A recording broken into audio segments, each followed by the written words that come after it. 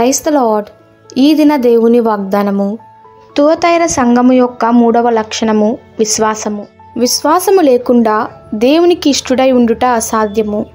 హెబ్రీలకు రాసిన పత్రిక 11వ అధ్యాయము 6వ వచనము. క్రైస్తవ జీవితానికి బలమైన పునాది విశ్వాసము.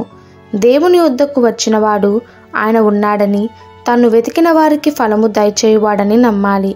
విశ్వాసమునది నిరీక్షింపబడు వాటి యొక్క నిజస్వరూపము, అదృశ్యమైనవి ఉన్నవనుటకు రుజువు. మీరు విశ్వాసము గలవారై ఉన్నారో లేదో మిమ్మును మీరే పరీక్షించుకోండి. మనుష్య కుమారుడు వచ్చినప్పుడు ఆయన భూమి మీద విశ్వాసము కనుగొనునా? ఆయన భూలోకానికి ఏ సమయంలో వస్తారో ఎవరికి తెలియదు. మనలో అవిశ్వాసము, అల్ప విశ్వాసము, అపనమ్మిక, అనుమానము చోటు చేసుకుంటే నేను మిమ్మును ఎన్నడూ ఎరుగను, అక్రమము చేయువారులారా నా యొద్ద నుండి పోండి అని అంటారు. క్రైస్తవ జీవితానికి విశ్వాసం అనున్నది ఒక ఆయుధము. పౌలు గారు సర్వాంగ కవచము గురించి రాయిచున్నారు. విశ్వాసమను డాలు పట్టుకొనుడి అని చెప్పుచున్నారు.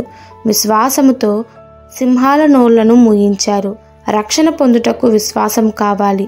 పరిశుద్ధాత్మలో పెరుగుటకు విశ్వాసము కావాలి. దేవుని ద్వారా ఏ కార్యము సాధించాలన్నా విశ్వాసము అవసరము. దేవుని ఎదుట మనము ధైర్యముగా నిలవబడాలి అంటే పౌలు గారి వలె విశ్వాసమును కాపాడుకోవాలి. కావున మనము విశ్వాస భ్రష్టులము కాకుండా తుయతైర సంఘము వలె విశ్వాసము కలిగి జీవిద్దాము.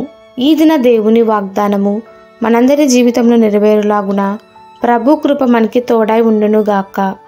ఆమెన్. God bless you.